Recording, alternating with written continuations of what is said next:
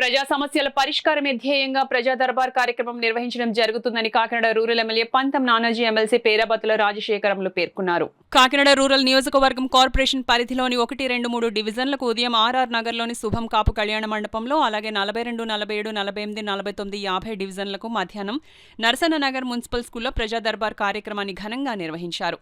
నగరపాలక సంస్థ incharge commissioner NVV Satyanarayana అధ్యక్షతన జరిగిన ఈ కార్యక్రమంలో ఎమ్మెల్యే, ఎమ్మెల్సీ నేరుగా ప్రజల అర్జీలను స్వీకరించి సమస్యలపై సంబంధిత అధికారులకు స్పష్టమైన ఆదేశాలు జారీ చేశారు.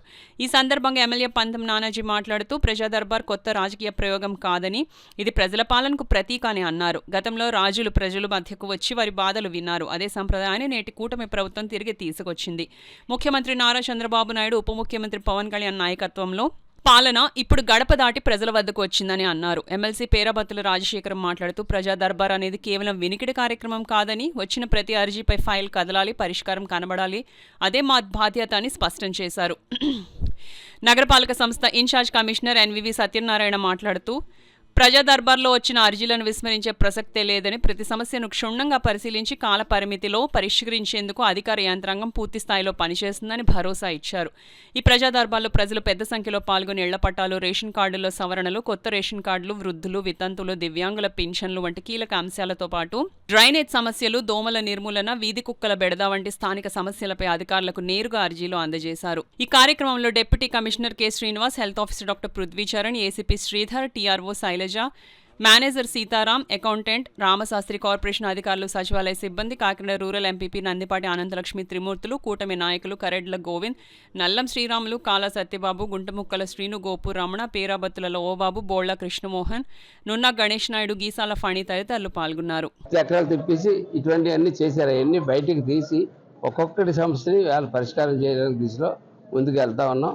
అందులో భాగంగా రాష్ట్ర వ్యాప్తంగా ఇవి జరుగుతూ ఉన్నాయి. ఇది అయిన తర్వాత కమిషనర్ గారి స్థాయిలో జరిగిపోయి కమిషనర్ గారి స్థాయిలో జరిగిపోతాయి, మా స్థాయిలో జరిగి మా స్థాయిలో జరుగుతాయి.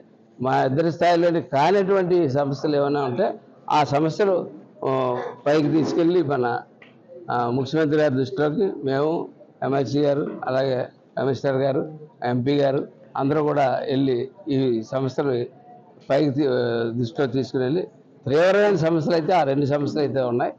ఒకటి హౌసింగ్ సమస్య, చాలా హౌసింగ్ రీమ్యాపింగ్ జరగకపోవడం వల్ల అంతా చెత్త చేసి వెళ్ళిపోవడం వల్ల ఆ చెత్త నుంచి బయటికి రావడానికి కొంచెం సమయం పడుతూ ఉంది. అట్లాగే ఈ కరెంటు మీటర్లు ఒకటి దాన్ని సజీవుగా కరెక్ట్గా చేయకపోవడం వల్ల ఒకరి పేరు మీద ఒకళ్ళు, ఒకరి పేరు మీద ఒకళ్ళు, కుటుంబాలు విడిపోయినా సరే వాళ్ళు ఇంకా ఎప్పుడో వాళ్ళ మేనమామ, వాళ్ళ తాతయ్య కూడా వీళ్ళ పేర్ల మీద ఆ కరెంట్ బిల్లు చూపించేసి వీళ్ళకి ఏ పథకం రాకుండా చేయడానికి. అంటే నాకు ప్రధానంగా జగన్మోహన్ రెడ్డి ఆలోచించింది ఏంటంటే పథకాలు అనౌన్స్ చేద్దాం, ఎంత వంక పెట్టి ఎంతమందిని మానేద్దాం అన్న ఆలోచనే కనపడుతుంది తప్ప పథకాలు అమలు ఇచ్చి ఎంత ఎక్కువ మందికి ఇద్దాం అన్న ఆలోచన అతనిలో కనపడకపోవడం వల్ల వచ్చిన సమస్య ఇది. ఆ సమస్యను కూడా అధిగమించిపోతాం. అవగాహన ఉంది ఆయనకి. ప్రతి ఇంటింట్లో సమస్యలు కూడా, ప్రతి వీధిలోని ప్రతి వార్డులో, డివిజన్లో సమస్యలు కూడా ఆయనకు అవగాహన ఉంది. ముఖ్యంగా ఎక్కువ వచ్చే సమస్యలు ఆయన కూడా నోటీస్ చేయడం జరిగింది. హౌస్ సైట్స్ కానీ, హౌసెస్ కానీ, జియో మ్యాపింగ్ విధానంలో కొన్ని లోపాలు ఉన్నాయి. అవన్నీ కూడా ప్రభుత్వం ఆల్రెడీ పరిష్కార మార్గంగా కొన్ని రాబోయే నెలలోనే ఒక నిర్ణయం తీసుకుంటుంది.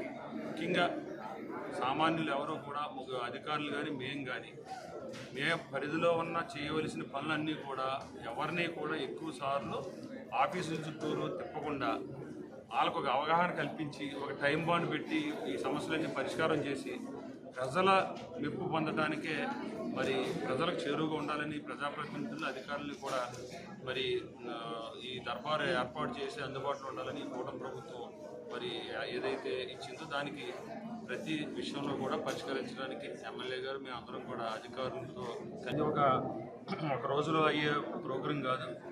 ప్రతి సచివాలయంలోని కూడా ఎమ్మెల్యే గారి నాయకత్వంలో రూరల్ నియోజకవర్గంలో ఒక టైము షెడ్యూల్ ఇవ్వడం జరిగింది. ఎమ్మెల్యే గారు రేపు 1వ తారీఖు నుంచి ప్రతి గ్రామ వార్డు సచివాలయాల్లో స్థానిక నాయకులు, కూటమి నాయకులు అందరినీ కలుపుకుని ఎమ్మెల్యే గారు పంతం నానాజీ గారు మేమందరం కూడా అధికారులు మేము ఎవ్రీ డే కూడా మరి గ్రామాల్లో అందుబాటులో ఉంటూ ఈ సమస్యల పరిష్కారానికి మరి పూర్తి స్థాయిలో మరి పరిష్కారం చేయడానికి మేము అందరం కూడా సిద్ధంగా గౌరవ శాసనమండలి సభ్యులు, గౌరవ శాసనసభ్యులు, ఎంపీ గారు వారు గౌరవ ముఖ్యమంత్రి గారు కానీ ఉప ముఖ్యమంత్రి గారిని కలిసినప్పుడు మా కాన్ఫరెన్స్లో ఇన్ని సమస్యలు ఉన్నాయి, ఈ విధంగా సమస్యని పరిష్కరించుకోవడం కోసం మాకు ఈ నిధులు కావాలి, అది ఈ సొల్యూషన్ కావాలని చెప్పడం కోసం ఒక డాటా తయారు చేసుకుంటాము.